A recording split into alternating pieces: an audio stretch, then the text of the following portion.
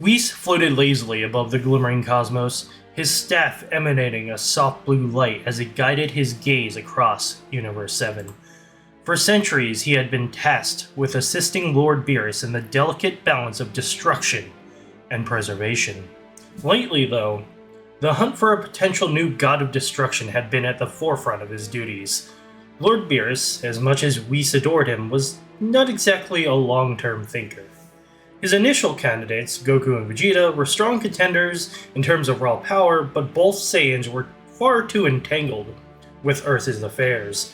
A destroyer needed to detach from mortal attachments, a task that was far easier said than done. And so Whis continued his search, sifting through the cosmos for someone unique.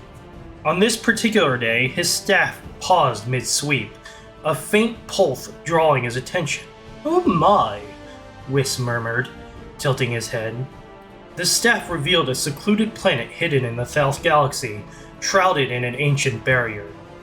It wasn't listed among the known celestial bodies. How intriguing.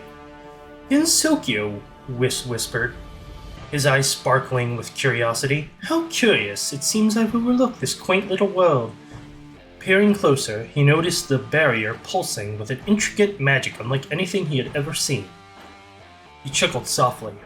Whoever created it certainly didn't want unwanted visitors, yet what intrigued him most weren't the barriers or the odd magic, it was the beings that dwelled within.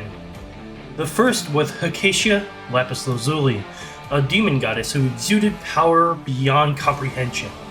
Her strength rivaled that of Jiren, a feat few could claim.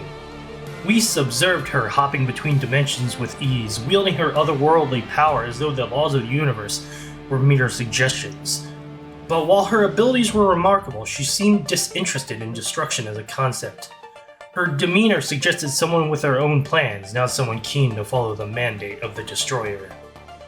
Then there was Flandre Scarlet.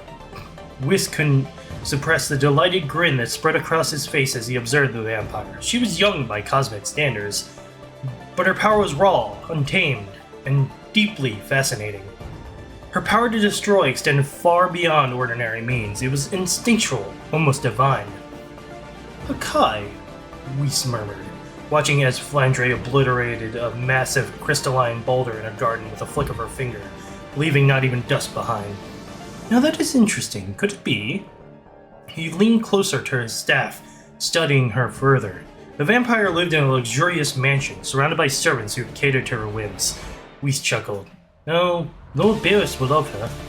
Flandre's childlike demeanor, her whimsical laughter as she wielded her destructive powers, and her penchant for her lazing about between bouts of chaos were eerily reminiscent of his own destroyer's habits. But unlike Beerus, she lacked the years of refinement, and therein lay the opportunity.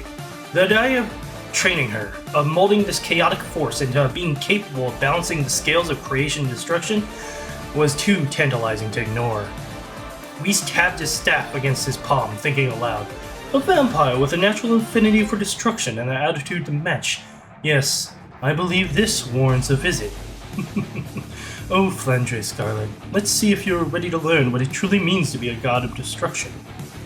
Meanwhile, in the Scarlet Devil Mansion, Flandre Scarlet reclined on her oversized, ornate bed, a pile of colorful candies strewn about her.